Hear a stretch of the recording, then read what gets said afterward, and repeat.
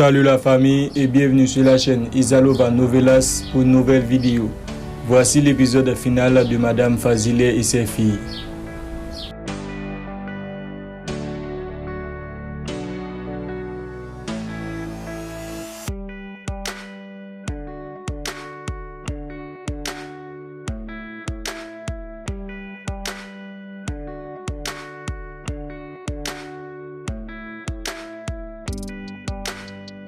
Yagiz est allé en prison voir sa mère pour en discuter.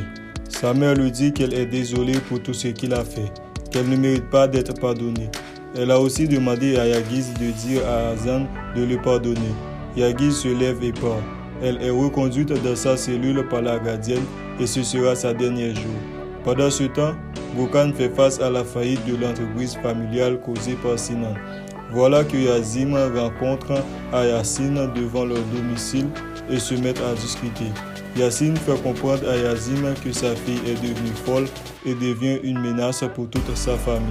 Yazim demande alors à Yassine de rester en dehors de tout ça. De l'autre côté, Selim est devant la grille de leur maison, sortant ainsi une arme et attendant le bon moment pour entrer dans la maison. Yagiz est chez lui et lit sur son portable que sa mère biologique vient de se suicider en prison. Celui-ci est un peu triste et fait de son mieux pour ne pas pleurer. Puis, il arrange ses affaires et lorsqu'il était sur le point de partir, il tombe sur Madame Fazile en larmes.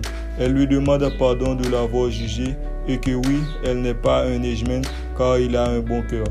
Pendant ce temps, Hazan est au cimetière sous la tombe de son père en train de pleurer.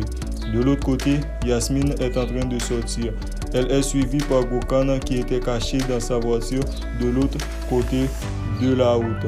Pendant ce temps, Sinan est allé voir Neil, qui était en train de regarder les informations. On parle sur le scandale de la famille Ejmen. Sinan lui annonce qu'il avait accompli leur but. Elle l'interrompt et lui dit que c'était le sien et non la sienne. Il lui dit qu'elle est là pour elle. Elle lui dit qu'elle ne veut plus de lui. Il vient seulement quand ça l'arrange. Elle ouvre la porte et lui demande de s'en aller. Il s'en va. Yasmine arrive devant Koudré qui l'attendait. Elle lui donne l'argent et lui dit qu'il doit se contenter de ce qui est à l'intérieur, car sa famille est ruinée et de laisser sa fille tranquille. Koudré en colère se met à brutaliser Yasmine. Par la suite, Gokhan fait son arrivée et demande à Koudré de laisser sa femme tranquille. Gokhan lui demande qui il est et Koudré lui dit de demander à Yasmine et surtout de lui demander qui elle est en réalité et finit par révéler à Gokhan que sa femme Yasmine est Semil, la mère de son enfant tatoué sur son bras. Alors Yasmine se met à pleurer. Elle lui dit qu'elle ne devait pas faire ça et qu'elle est vraiment désolée. À la maison, elle se demande à sa mère où se trouve Hazan et où est-ce qu'elles vont partir. Elle lui dit Hazan est avec son père. Elle éteint les lumières pour que sa fille s'endort. Pendant ce temps, Selim est à l'extérieur et dit que le temps est enfin venu de passer à l'action. Gokhan regarde Koudré et lui demande qui elle est. Celui-ci prend son arme et veut tirer sur Gokhan.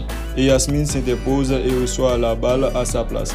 Koudré, inquiet, prend le sac d'argent et s'enfuit.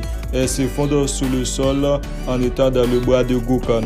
Gokhan crie et rappelle rapidement l'ambulance. Il se met à pleurer. Elle lui demande juste de s'occuper de sa fille et lui rappelle qu'elle l'a toujours aimé. De l'autre côté, Selim finit par entrer dans la maison et se dirige vers la chambre de Hessé.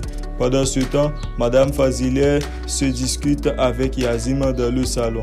Fazile lui fait comprendre qu'il est temps de se séparer. Au même moment, Selim entre dans la chambre, prend un oreiller pour étouffer le bébé. Soudain, s'il rentre dans la chambre, Selim sort son arme et tire près d'elle. Fazile et Yassim entendent le coup de feu.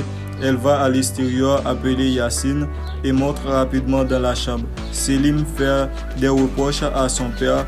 Elle tend l'arme sous l'enfant, puis sur Fazile. Elle dit à son père qu'elle les a tous sauvés, mais qu'il ne sauvera pas sa fille et se colle une balle en pleine tête et meurt sous le regard pétrifié de son père et des autres. De l'autre côté, Hazan est toujours au cimetière dans la tristesse Hassan sort un ciseau et se met à couper ses cheveux et dit à son père qu'elle pardonne à ce dernier. Quelque temps plus tard, Yagiz arrive au cimetière. Il prend Hassan dans ses bras et lui demande de le pardonner. Un an plus tard, Nil se rend au cimetière pour poser des fleurs sur la tombe de Selim. Pendant ce temps, Bokan, dans son bureau, lit un journal où il apprend la mort de Kudret dans une bagarre en prison. Par la suite, Yasmine et sa fille arrivent à son bureau.